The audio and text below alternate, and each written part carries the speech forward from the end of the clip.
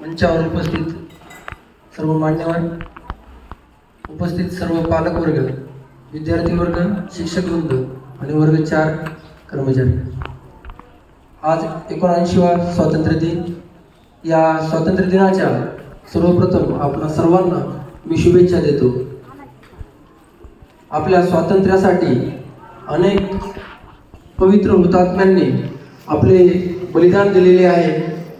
मला माहिती आहे की छोटीशी पावसाची रिपरिप चालू आहे आणि आपण सर्व लहान मुले उभे आहात, परंतु आपल्या देशासाठी ज्या हुतात्म्यांनी अक्षरशः रक्ताचं पाणी केलं, त्या हुतात्म्यांना आपण या ठिकाणी त्यांच्या प्रयत्नांना, त्यांच्या कष्टांनी आज जे स्वातंत्र्य आपल्याला मिळालेलं आहे, ज्या स्वातंत्र्यात आपण जगत आहोत, त्या स्वातंत्र्यात ही पावसाची रिपरिप त्यापुढे काहीच नाही असं मला वाटतं.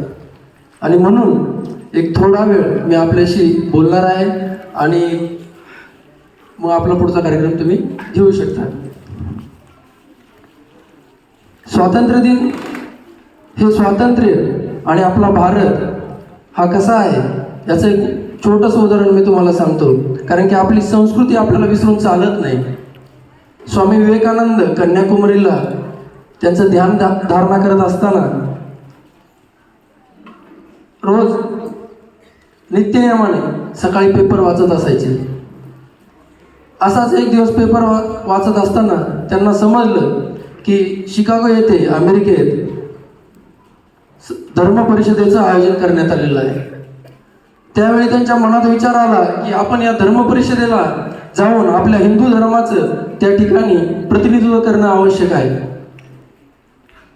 परंतु प्रतिनिधित्व करायचं असेल तर गुरु आवश्यक आहे. विवेकानंदांचे गुरु होते रामकृष्ण परमहंस. त्यावेळी त्यांचं निधन झालं होतं. मग त्यांनी विचार केला की परवानगी कोणाची घ्यायची, आदेश कोणाचा घ्यायचा. आणि मग त्यांच्या लक्षात आलं की शारदा माईंचा आदेश घेणं अत्यंत आवश्यक आहे. रामकृष्ण परमहंसच्या पत्नी ज्या आहेत त्यांचं नाव शारदामाई. आणि मग स्वामी विवेकानंद शारदामाईंकडे गेले.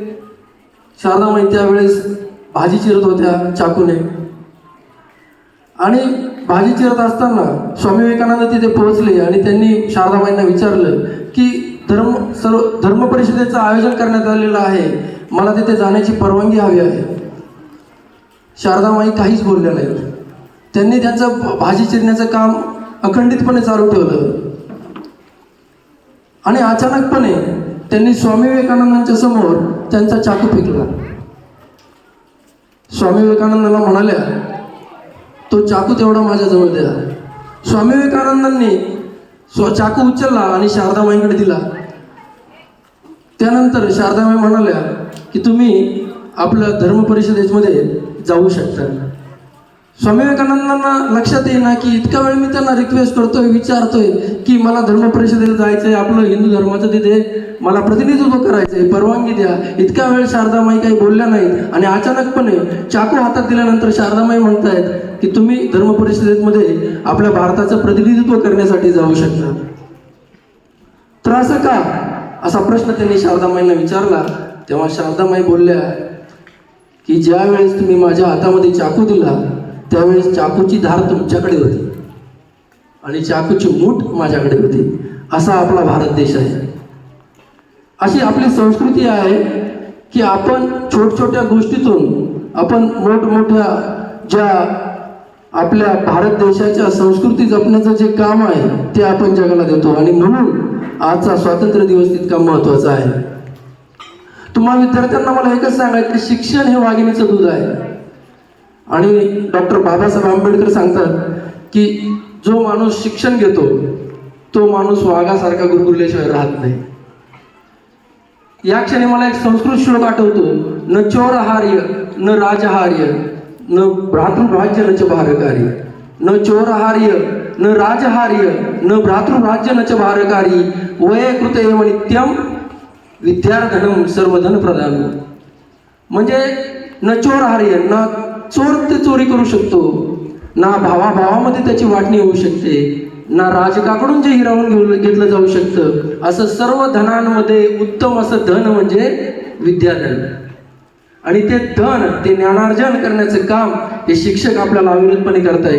ते धन आपण सर्वांनी घ्यावं, कारण तेच महत्वाचं आहे. भविष्यात तुम्ही वाटचाल करत असताना आपल्याकडे काय म्हणून पाहिलं जाईल. आपण सर्व खेडोपाड्यातले लोक, मी आताच महेश सरांनी सांगितलं, महेश सर माझे सिनियर आहे. महेश सरांनी सांगितलं की मी छत्रपती गावचा आहे, अत्यंत 2000 लोकसंख्या असलेलं गाव. त्या काळी 2007-8 साली मी 10वी सुटलो. त्यावेळेस एवढ्या सुविधा पण नव्हत्या. आता तुम्हाला सर्व सुविधा, सुखसुविधा या ठिकाणी दिल्या जातात आणि आपण त्या सुखसुविधांचा, आपले आईवडील आपल्यासाठी कष्ट घेतात, त्या कष्टांचा चीज करण्यासाठी आपण येथे आलेलो आहोत. विशेषतः 9वी 10वीचे जे मुलं आहेत त्यांना पण मला सांगायचे की अभ्यास करताना इतका सुंदर असा अभ्यास करा की त्या अभ्यासाने, आपल्या मार्गाने आपल्या आईवडिलांच्या डोळ्यामध्ये आनंद अश्रू तरळले पाहिजे. तीच तुमच्या या ठिकाणी येण्याची पावती आहे. भविष्यामध्ये तुम्हाला जे काही यश मिळणार आहे त्याची पायाभरणी इथे होत आहे आणि हे पाया भरण्याचं काम हे शिक्षक या ठिकाणी करत आहेत. आपल्या अंधकारमय जीवनाला कलाटणी देण्याचं जर काम काही असेल तर ते ज्ञान आहे. मेहनत, जिद्द आणि चिकाटी याशिवाय दुसरं काही नाही. टाकीचे गाव सोसल्याशिवाय मित्रांनो देव पण येत नाही. ज्या वेळेस प्रभू श्रीराम हे वनवासाला गेले त्यावेळेस त्यांना युवराज श्रीराम असं म्हणलं जायचं. काय म्हटलं जायचं? युवराज श्रीराम. आणि ज्यानंतर 14 वर्ष वनवास बघून ते जेव्हा परत अयोध्येमध्ये आले तेव्हा त्यांना भगवान श्रीराम म्हणलं जात होतं. काय म्हणलं जात होतं? भगवान श्रीराम. प्रचंड आलापेष्टा, सहनशीलता आणि जिद्द, मेहनत, चिकाटी या जोरावर माणसाला देव पण प्राप्त होतं. त्याशिवाय त्याला देव पण प्राप्त होत नाही. म्हणून लक्षात ठेवा, आपल्याला जर यश मिळवायचं असेल, आपल्याला जर सुखी जीवन जगायचं असेल आणि आपण जे राहतोय त्या कुटुंबाचा, आपल्या समाजाचा आणि आपल्या शिक्षकांचं नाव जर मोठं करायचं असेल तर ज्ञान हे अत्यंत आवश्यक आहे आणि ते भविष्यात तुम्हाला अंधकारातून प्रकाशाकडे घेऊन जाण्याचं काम करणार आहे. मी आता पाहिलं सर की आपण छोटीशी परेड घेतली. मी आपल्याला विचारत पण होतो की इथं NCC आहे का. जर नसेल तर कृपया आपण ती करून घ्या मुलांकडून. त्याचं कारण मी सांगतो. मी स्वतः NCC C certificate with A grade आहे. माझे A, B, C तिन्ही सर्टिफिकेट झालेले आहेत NCCचे. A जे सर्टिफिकेट असतं ते 10वी पर्यंत असतं आणि कॉलेजला गेल्यानंतर आणि B आणि C सर्टिफिकेट असतं. त्याचा फायदा असा आहे, बऱ्याचशा गोष्टी आपल्या ग्रामीण भागातल्या विद्यार्थ्यांना, पालकांना देखील माहीत नसतात. त्याचा फायदा असा आहे, C सर्टिफिकेट जर असेल विद्यार्थ्याकडे आणि त्यात जर A ग्रेड असेल तर वयाच्या 25 वर्षापर्यंत तो सेकंड लेफ्टनंट पदाचा डायरेक्ट इंटरव्ह्यू देऊ शकतो. Direct interview. दरवर्षी भारतातून 52 लोक NCC कॅडेट मार्फत सेकंड लेफ्टनंट पदी विराजमान होतात. बऱ्याच लोकांना माहित नाही ते. मी स्वतः इंटरव्ह्यू दिलेला आहे. आलं लक्षात? तर आपल्यामध्ये इतके कॅलिबर आहे विद्यार्थ्यांमध्ये, इतकी छान त्यांनी परेड केली, तर मला असं वाटतं की त्यांनी देखील त्या स्पर्धेमध्ये उतरावं. आणि काय जास्त असं मोठं काही लागणार नाही तुम्हाला, इथूनच परवानगी घ्यावी लागेल. तर काही असेल परवानगीचं तर 100% मी तुम्हाला त्यासाठी स्वतः प्रयत्न करेल. तुम्ही मला कधी पण सांगा. माझा क्लासमेट विक्रांत मोरे हा तिथला आता CEO आहे. तर 100% मी तुम्हाला ती परवानगी देण्यासाठी प्रयत्न करेल. कारण की ग्रामीण भागातल्या विद्यार्थ्यांना अजून एक गोष्ट मी तुम्हाला सांगतो. 8वी पर्यंत जे विद्यार्थी आहेत वयाच्या 14 वर्षापर्यंत मिलिटरीमध्ये बॉईज भरती नावाचा एक प्रकार आहे. कोणाला माहिती आहे? बॉईज भरती नाही माहिती. आपल्या ग्रामीण भागातला प्रॉब्लेमच आहे, आपण वर्तमानपत्र वाचत नाही. आपण वर्तमानपत्र अतिशय बारकाईने वाचलं पाहिजे. 8वी पर्यंतचे जे विद्यार्थी आहेत त्यांच्यासाठी मिलिटरीमध्ये डायरेक्ट भरती असते आणि संपूर्ण खर्च ही मिलिटरी करते. त्यापेक्षा त्यांच्याकडून पैसे घेत नाहीत ते, त्यांना स्टायफंड देतात 12,000 रुपये म्हणजे पगार 8वी पासून. आणि त्यांना ज्या क्षेत्रात त्यांची रुची आहे त्या क्षेत्रात त्यांना तिथं पाठवलं जातं. ज्याला इंजिनिअरिंग करायचं आहे तो इंजिनिअरिंग, परंतु त्यांना नोकरी ही मिलिटरीचीच राहते, मिलिटरीचीच करायला लागते. अतिशय सुंदर आहे. मी स्वतः भरती केलेली आहे. नगर जिल्ह्याला भरती होती इथे आपल्याला माहीत नाही. आलं लक्षात? तर या छोट्या गोष्टी आहेत, पालकांनी याच्याकडे विशेष करून लक्ष दिलं पाहिजे की आपण फक्त मुलांना शाळेत आणून सोडतोय, परंतु ते काय करतात, त्यांच्यासाठी आपल्याला काय करायला पाहिजे हे स्वतःही पालकांनी पुढे येऊन लक्ष देणं आवश्यक आहे. आपल्याला चांगले विद्यार्थी घडवायचे जे समाजामध्ये बदल घडवू शकतील. आणि सगळ्यात महत्त्वाचं म्हणजे मोबाईलचा वापर. मी नेहमी माझ्या भाषणात सांगतो की जगामध्ये सगळ्यात भारी कॅमेरा असलेला समजा आयफोन असेल, व्हिवोचे फोन असतील, सॅमसंग असतील, त्याचा मेगापिक्सल किती आहे कोणी सांगू शकेल का? सगळ्यात भारी मोबाईलचा मेगापिक्सल कॅमेऱ्याचा विद्यार्थ्यांपैकी मला वाटतं 50 ते 60 मेगापिक्सल खूप झालं. सध्या 60 मेगापिक्सल, 70 मेगापिक्सल, मी म्हणतो 100 मेगापिक्सल घ्या. आणि त्या कॅमेऱ्याचा, मोबाईलचा आपण वापर करतो आणि आपले 576 मेगापिक्सलचे डोळे खराब करतो. किती? 576 मेगापिक्सल. आणि आपण किती मेगापिक्सलचा मोबाईल पाहतो? 50 मेगापिक्सलचा. आणि त्यामुळं आपली पिढी ही खराब होत चालली. जर त्या मोबाईलचा शस्त्रासारखा उपयोग केला तर ते खरंच एक वरदान आहे. तुम्ही मुलांना चांगल्या गोष्टी दाखवण्यात त्याचा वापर करा. संस्कृती असेल किंवा इतर छोटे जे कार्यक्रम असतील, बालसंस्कार असतील, त्यामध्ये तुम्ही ते दाखवण्याचा प्रयत्न करा.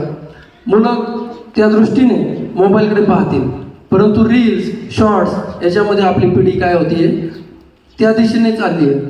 पुण्यामध्ये ते रील्स बघून एका 12 वर्षाच्या मुलीने आत्महत्या केली आहे. ते रील्स बघून. आलं लक्षात? तर ते एक खूप गंभीर आहे. छोट्या गोष्टी आहेत परंतु आपल्या जीवनावर अतिशय महत्त्वाचा प्रकाश टाकणाऱ्या गोष्टी आहेत या.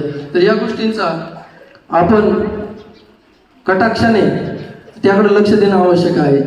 रिअल काल्पनिक जीवनातला जो पुष्प आहे मित्रांनो, काल्पनिक जीवनातला जो पुष्प आहे त्याच्यापेक्षा खऱ्या जीवनातले छत्रपती संभाजी राजे व्हा.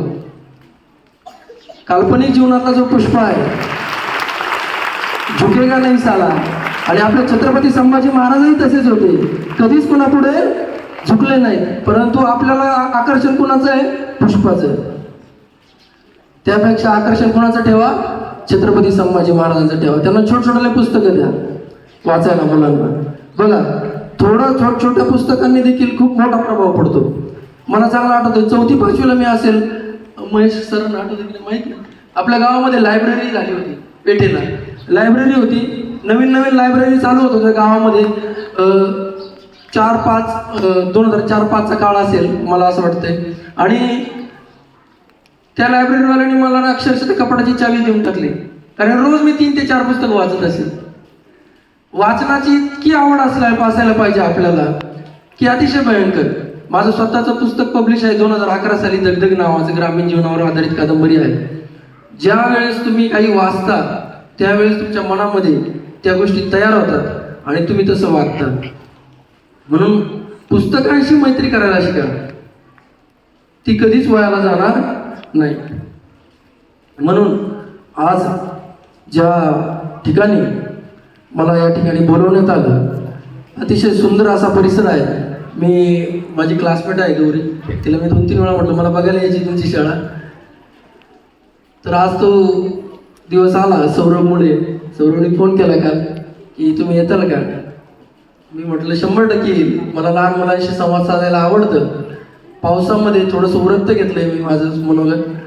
परंतु तुमच्यामध्ये जर जिद्द चिकाटी असेल ना मित्रांनो, तर तुम्हाला यशापासून कोणीही रोखू शकणार नाही. मी 100% सांगतो. तुमच्यासारखाच खेडेगावातला मी आहे, शेतकरी कुटुंबातील आहे. असंख्य विद्यार्थी MPSC UPSC मध्ये असंख्य विद्यार्थी असे आहेत की ते ग्रामीण भागातले आहेत, ज्यांनी चिमणीत अभ्यास केलाय. डॉक्टर बाबासाहेब आंबेडकरांना कोणी उमऱ्याच्या आत अभ्यासासाठी घेतलं नाही, परंतु ते छत्रपती शाहू महाराजांच्या त्यांनी जी शिष्यवृत्ती दिली त्यामुळे कोलंबिया विद्यापीठात शिकले. कोलंबिया विद्यापीठात. आणि इतकं सुंदर असं त्यांचं, इतके महान आहेत ते. त्यांच्यावर अभ्यास करून निग्रो समाजाचे बराक ओबामा अमेरिकेचे राष्ट्रपती बनले. आणि त्यानंतर त्यांनी काय केलं असेल, त्यांनी कोलंबिया विद्यापीठात आपल्या डॉक्टर बाबासाहेब आंबेडकरांचा पुतळा उभा केला आणि त्याच्या खाली लिहिलं the knowledge of symbol, the symbol of knowledge. ही ताकद आहे शिक्षणात. ज्यांना कोणी उमऱ्याच्या आत घेत नव्हतं त्या डॉक्टर बाबासाहेब आंबेडकरांचा पुतळा कोलंबिया विद्यापीठाच्या प्रांगणात आहे. आपल्यासाठी अभिमानाची बाब आहे की नाही? त्यांनी परिस्थितीशी झगडून, परिस्थितीशी दोन हात करून त्यांनी संपूर्ण समाजाला ज्ञानाचा प्रकाश दिला. आणि म्हणून ज्ञान हे अत्यंत महत्त्वाचं आहे. तुम्हालाही जर मोठं व्हायचं असेल, काही करायचं असेल तर तुम्हाला ज्ञान आवश्यक आहे, शिक्षण घेणं आवश्यक आहे. MPSC UPSC वेगळं काही नाही. 5वी ते 10वी परिवलन परिभ्रमण हे 4थीला शिकवलं जातं भूगोलामध्ये. परिवलन आणि परिभ्रमण ते प्रश्न MPSC ला विचारतात. परिवलन म्हणजे काय, परिभ्रमण म्हणजे काय, वैद्य पक्ष म्हणजे काय, शुक्ल पक्ष म्हणजे काय. इतकं साधं आणि सोपं आहे, परंतु आपण त्याकडे कधीच लक्ष देत नाही. म्हणून 8वी 9वी 10वीच्या विद्यार्थ्यांना मी एक सल्ला देईल की तुम्ही आत्ता जे शिकताय त्याच्यावर फोकस करा. तुमचं ध्येय ठरवा, परंतु त्याच्यावर फोकस करा. कारण की हेच 8वी 9वी 10वीचं गणित, विज्ञान, इतिहास, भूगोल, राज्यघटना ही MPSC ला विचारली जाते. वेगळं काहीच विचारलं जात नाही, वेगळं काहीच विचारलं जात नाही, लक्षात ठेवा. म्हणून तुम्ही तुमचे जे पुस्तकं आहेत त्या पुस्तकांचा अत्यंत बारकाईने अभ्यास करा आणि त्या पुस्तकांमधल्या नोट्स या आत्ता काढून ठेवल्या आणि जपून ठेवल्या तरी चालतील 100%. आणि आपल्या विद्यार्थ्यांना कोणाला भविष्यातही सर काही मार्गदर्शन पाहिजे असेल तर अनेक वक्ते वगैरे मी तुम्हाला सजेस्ट करेन, तर ते येऊन तुम्हाला 100% ज्या स्पर्धा परीक्षा आहेत त्यांचं मार्गदर्शन करतील. धन्यवाद.